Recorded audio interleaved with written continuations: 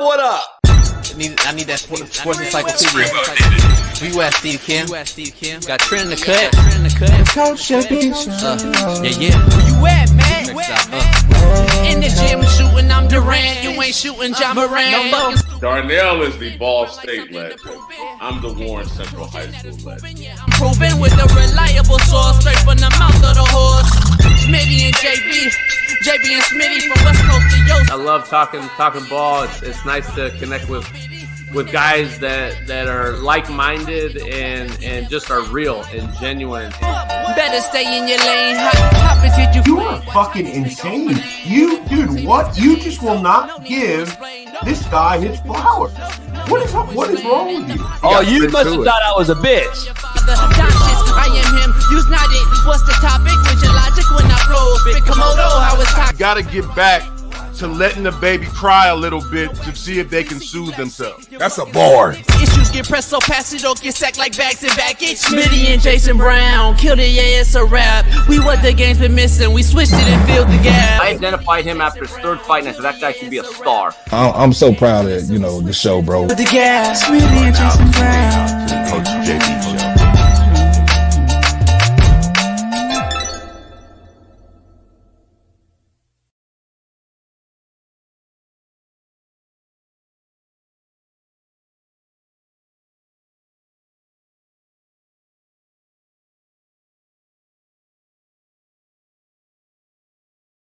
What up? We are in the building for a truth-telling Thursday like no other on the realest show on planet Earth, the Coach AB Show with Big Smitty.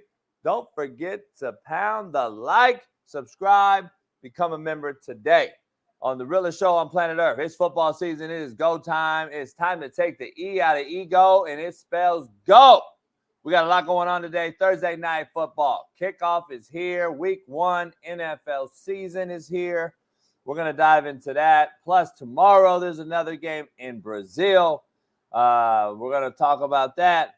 It is Truth Telling Thursday. Steve Kim joins us later on. We're going to break it out a little boxing, but all things tonight and tomorrow, NFL slate, plus some Saturday college football talk and banter. But let's start this thing off. It is another NFL season. It's 105th year, entering the 59th Super Bowl season. 2024 will be the 59th Super Bowl. We have seen the evolution of football over the years. I've seen it go from single bar face mask to wearing helmet condoms. But the rules will be the most interesting to watch, especially for starters. Let's start off with the kickoff rule. It'll be highly scrutinized if it is deemed a failure. The targeting rule will be heavily criticized if it continues to slow down the game, only to replay it, show it after everyone with 2 eyes can see that it's an impossibility to stop your body moving 20 miles an hour with 10 pounds of gear on. The onside kick rule will be another one to look at. It's a bit different as we will have to go and watch the opposing coach have to call over and ask the other coach, hey, dog, is it cool if I onside now? We will see women in front office roles with scouting, and now we have women on the sideline coaching. The game is different. It's changed. The Redskins are now the Commanders, yet the Chiefs were able to hold on to their name. Make it make sense. The Houston Oilers are now in Tennessee, and the Colts changed to Baltimore Ravens, and Cleveland left and came back, and the Rams left L.A., went to St. Louis, only to come back to win a Super Bowl. And yes, people, the Raiders are in Vegas. Yes, I said it. Vegas. And rookie quarterbacks are now the thing to be. So to say the least, it is different.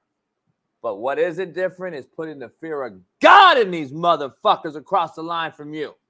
Or giving someone a heart transplant, i.e. Derek Carr. So will this season be different? Yes. But it is still football. Maybe not the ball I'm used to, or many of you in this chat are used to, but it's football season, ladies and gentlemen. And what other time would you rather be in? Let's fucking go. The NFL is back. Ravens Chiefs opener. Paul Pierce says that Lamar Jackson will never be the face of the NFL in a Baltimore Ravens jersey. Cap or fact? We're going to break that down. Florida is starting 5-star true freshman DJ Lagway against Samford, just as Josh Booty said yesterday right here on this show. Urban Meyer says watching Florida is painful as a former coach. And Kyler Murray says he would love to end his career with multiple Super Bowls and MVPs for the Cardinals. But before we begin on the loaded lineup today on a loaded Truth-Telling Thursday, my co-host, Naptown legend and Far East Sider, 317, LeBron Hairline Having, and Lamar Jackson Lovin', AR5 Defendant, and Kate Clark Jockin, Fox Sports' very own Big Smitty. Welcome in. Yeah. Don't forget to pound that like, hit the like. Anyway, I'm on TikTok. We on Twitter. We're on YouTube. JB, am I tripping or do your boy look crispy right now? Like I haven't seen myself in the last, like, I'll say 12 hours or so because I've been so busy nonstop with life. This is my first time seeing myself in over 12 hours. And your boy, your boy look crazy right now. Shout out to my barber, Chuck Taylor, because this cut is so crispy and just the face look clean, man. Some days you just feel like that guy. I feel it every day. But some days it's even at a higher level. And today's one of those days, JB. What's going on, chap? I got my boy Darius Conaway in the building. We got D. Jones, Kobe Buford, Captain Lucky, Granny Yuka, and my boy Carl Edwards, man. It's going to be a hell of a day. Darius, I cannot find my phone. Where is my phone at, Darius? This is going to be a good day. I'm hyped right now. NFL is back. We got a new sponsor. One of the topics of discussion today, Urban Meyer, he owns a tequila line with a weekly guest of ours, Josh Booty. And Los Lenderos Tequila is going to be a new proud sponsor of the Coach AB show with Big Smitty. The bottles will be on the desk at the new studio. We'll have the little gear. But Josh Booty and Urban Meyer are one of their best friends. So they have a tequila line. If you're not familiar, go check it out. Los Lenderos will be a proud sponsor of the Coach AB show with Big Smitty. Yeah. And go check that out. Go taste it. Go let us know. Josh Booty and Noel Mazzoni will be on our show every Wednesday. And 7:30. Josh already working on getting some big time guests, such as Urban, such as Jesse. Keep it on the low. Keep it on the low. I like to undersell and over deliver. You know what I'm saying? You learn that from me. But we're truth telling. It's truth telling here. It's 2024. Yeah, but I don't want to stay in and some switches and then you know what I mean. It's time to blow up. We're gonna put D Jones on with Urban and ask him, what happened in Jacksonville. Shout out to Urban, legend. Fox legend, I think. I think on Saturday, still a legend there. Shout out to Urban Meyer and everything he do. He's a legend at Fox. He's a coaching legend. I'm saying he's a legend on every Saturday. You know what I'm saying? Big Noon is back this Saturday. We live, the best college football sports show on TV. And Urban Meyer's a huge part of that. That's my coworker. Shout out to my coworker, man. I love it. JB, your camera's so clear. I'm hating a little bit. I ain't gonna lie. Yeah, it's crazy. It's so clear that it fucks me up. I look at it like fucks me up. Like a couple times, like I'll look to the left and see you, and I'll like jump because I think you're like here. I feel like you're right here. Yeah, it's crazy. The studio looks crazy. It's like clear. We don't have to even change the everyone thought that we had the bad rap and all that. Yeah. Shit. I tried to put that neon up and all that. Nah. That's just so clear. It looked like, like fucking brand new, like artifacts. It's so clear I can smell your breath through the camera, and that's not a good thing. Oh, good. Let's keep it going on. We got a lot going on, Smitty. Football is back. But I first want to start the show off with giving a big shout out to Richard Aspinwall. Smitty, I don't know if you know that name, but he was the defensive coordinator at Appalachian High School in Georgia. T's and P's to another fucking senseless shooting on a high school campus in America. A 14-year-old fucking kid went in and shot 2 teachers and 2 kids. And the victims of the shootings have been identified as Mason Schermerhorn, 14-year-old, Christian Aguilo, a 14-year-old, Richard Aspinwall, who's the D coordinator at the high school football team on varsity, was 39 years old, and Christina Ermi Aramie, 53-year-old. Both Aspinwall and Aramie taught math, as well as he was a D coordinator, according to the school's website. Aspinwall, like I mentioned, was a football coach. The suspect, Colt Gray, surrendered to law enforcement immediately after being confronted. I don't know, Smitty. It's a cowardly act that we continue to see in America. It blows my mind. On a high school campus that our parents send our kids to, which used to be a safe haven, is now a place like I wouldn't send my kid to school no more. I just wouldn't do it. I wouldn't do it. I couldn't imagine, JB. And just for clarity, all those names you listed were they passed, like those are victims. They're not here no more. That's crazy. That's wild. That's wild, man. Nah, prayers up to all they. A 14-year-old that could go in there with a K or a Tech 9 or a fucking. It don't make sense. It's crazy, dog. And JB, while we're on the topic, and not to put the energy, we'll bring it back up for sure. I ain't even tell you this. I just been dealing with a lot of stuff this week or whatever.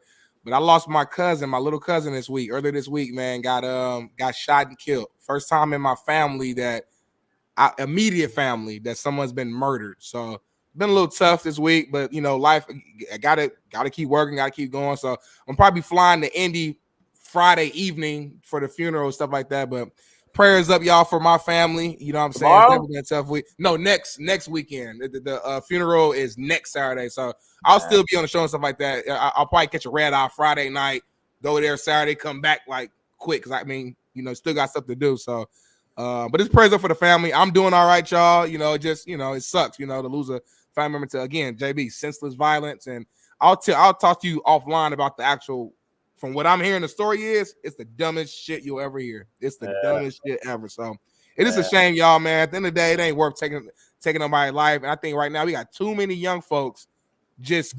I think they're so scared, honestly, that they just pull the gun for anything. It could be it could be a little stupid argument. It could be I got bullied. I got any little thing that we all went through naturally. Instead of just going through it and learning from it and growing and toughing it out, they just pull that gun out. And they think it's like a sign of toughness and being a thug and being a gangster. But it ain't that at all, man. So young folks, man, y'all got to do better. And then people my age and the adults in the room, I'll say, I think we got to be more, like JB always says, more proactive and less reactive. Like, let's stop putting the tweet out in the black box on Instagram after somebody gets murdered, and let's try to do something to help these young people out before we get to that point. So, but I'm done, JB. I ain't trying to go on a deep rant, but just wanted to pay homage to my little cousin, man, Stephen Isaiah Smith. Yeah, we continue to see it, man. I don't get it. 14-year-old, man, that's what they are. I've been saying it. They're all cowardly. They're all cowardly fucks that have no nuts and guts. They can't throw knuckles no more. Yeah, they're so scared because social media has protected them with their phones that they can talk any old way on the phone and not worry about getting smacked the fuck up. Yeah. And now they pull a pistol because that's what they are. That's what we're raising now out here. It's crazy. Yeah, that's wild, man. Stay protected, man. Stay safe. It's crazy. Let's get to the quote of the day, brought to you by betonline.ag. Use the promo code BELIEVE, BLEAV. And Smitty, real quick, I'm going to read BetOnline's new ad right now because it is NFL starting of the season. We got to do a video for it, by the way, and we need to do a prize picks one. We'll do that offline. BetOnline is the world's most trusted betting platform on your number one source for everything football. BetOnline has every stat, every matchup, and even live odds and spreads to bet on during all games. Think you know your stuff? Get in on our $200,000 mega contest and pick 5 games against the spread every week for your chance at weekly prizes and share of $200,000. When the game's over, head on over to our online casino and get in the game of blackjack, poker, and unwind with one of our 150 slot games. Head on over to the website today and get in on all the action. Bet online where the game starts. For $50 off as well, you can use the promo code CoachJB. All right, let's dive into this quote of the day, Big Smitty. And it's perfect one for after the senseless shooting that we just witnessed and talked about. Quote of the day brought to you by BetOnline. Cowards never start, the weak never finish, and winners never quit. That's powerful right there.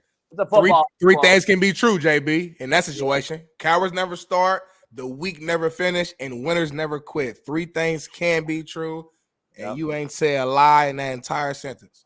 Yep. Contrary to belief, brought to you by Prize Picks. Head on over to Prize Picks and use the promo code Coach JB for $50 buy-in bonus. Your mission in life should not to be to survive, but to thrive. Amen to that. Contrary to belief. That's a message to all my people, man. I'm gonna be real with you. You know what I'm saying? Like I think we get too comfortable with just the bare minimum.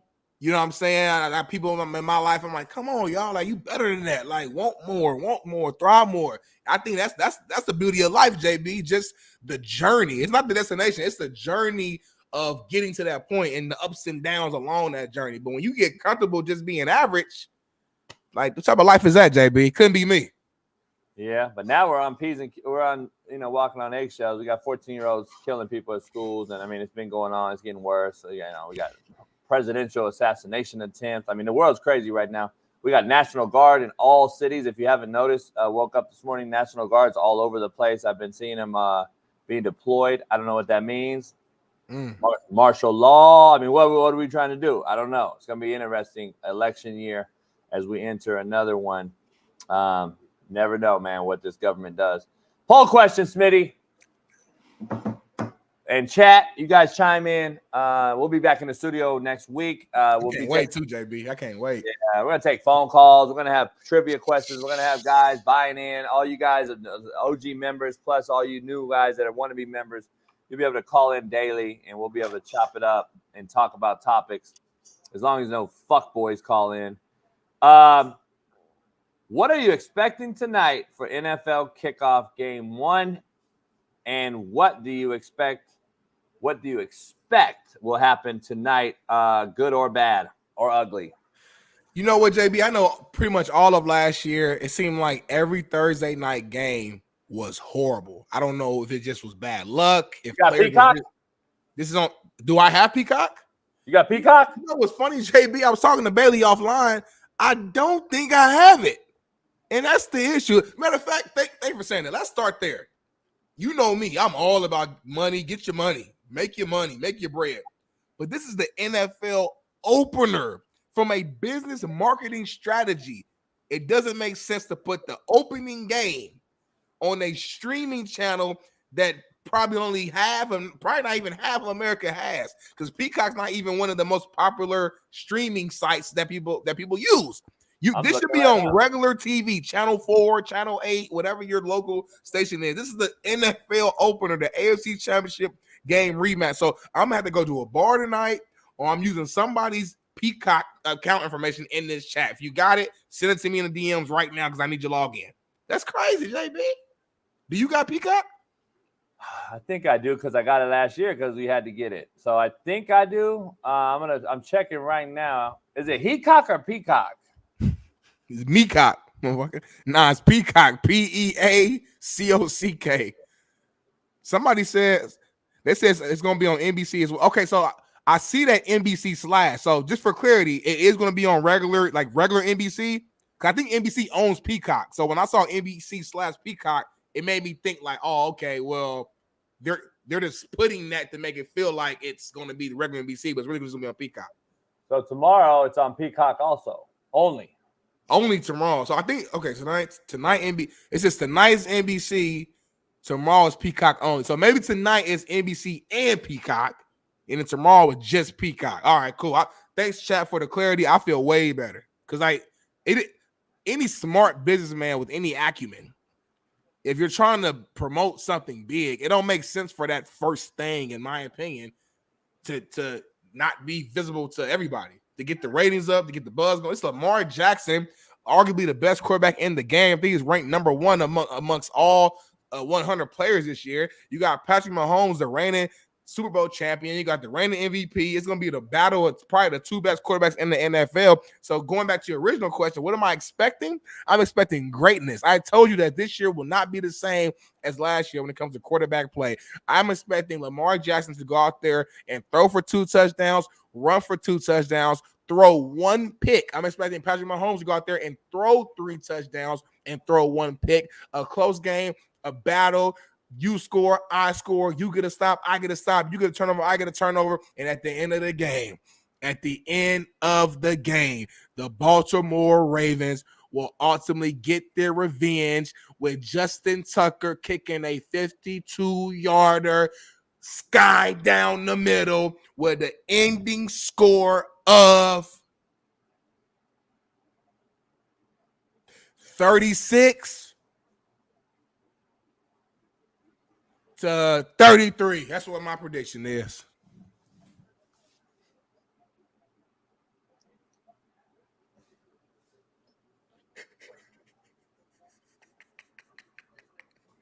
You got eczema? Why you scratch your head like that, homie? You got mosquito bite, homie? Well, the Chiefs return the best defense in football, so the Ravens will not score 36 points. The Ravens return a top 5 defense. Chiefs will not score 33 points, not in game 1 with no wideouts. Rasheed Rice ain't suspended. Expect the game would be like a 19-16, 13-10, 23-20, maybe. That'll be the game. 70 points you're putting up, you think, tonight? Come on, homie. 69? Come on, homie. Anyway, I'm going to go under that. What is over under, Bailey? Anyone know? I'm going to definitely take the under. We got the 2 best quarterbacks in the NFL. I mean, why would I say anything less? They're not the 2 best. Stop. We got the 2 best quarterbacks in the NFL, the MVP and the Super Bowl champion. That's the 2 best quarterbacks in the NFL coming into the season. Why would I expect anything less? Yeah. Zay Flowers, another year of experience. He's a monster. I think he's a guy who can be a Pro Bowl player. So tomorrow's show when we start, and this game was absolute mockery, and it continues the trend that I'm on, where it's just bad football. And I know I'm going to come right back to this. And I'm going to say, Smitty, you continue to think it's going to get better. Your optimistic self. Tomorrow morning when it's bad, what's going to be your take? It's not going to be bad tomorrow, so I won't have a take. Please cut this clip. Cut this clip, Bailey, if you can. Make it gray. So tomorrow, I'm gonna call for it. We're gonna play this first. It's gonna be like gray, like it was old. Put the date at the top. We're gonna come back to like our normal feed, and I'm gonna be like, JB, you was wrong again. This is gonna be a video tonight. This is gonna be on there. The receipts will be there for you tomorrow when this game goes under. I love receipts. And if it is under, y'all, it's gonna be like, okay, if I'm wrong, I might not be spot on, but it'll be like, okay, 30-27. Like it's gonna be in that ballpark of where I'm at. It's not gonna be no 19 of the 17. This ain't damn. What I'm saying is tomorrow. What you saying? When the game is just an absolute shitty game, and we're like, damn, quarterbacks played shitty. Offense was horrible again in an offensive latent era.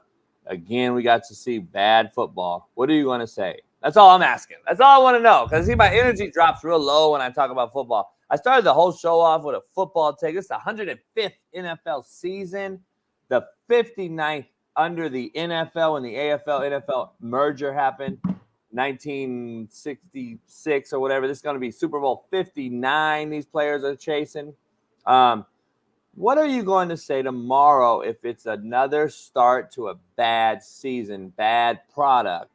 What are you going to say? Are you going to use what excuse? Preseason, they don't play enough. We got helmet condoms. I just want to get your excuses now. What are they going to be? Can we fast forward in that? It won't be a bad product, but for the betterment of this show, I'm going to tell you that it's the first game of the season.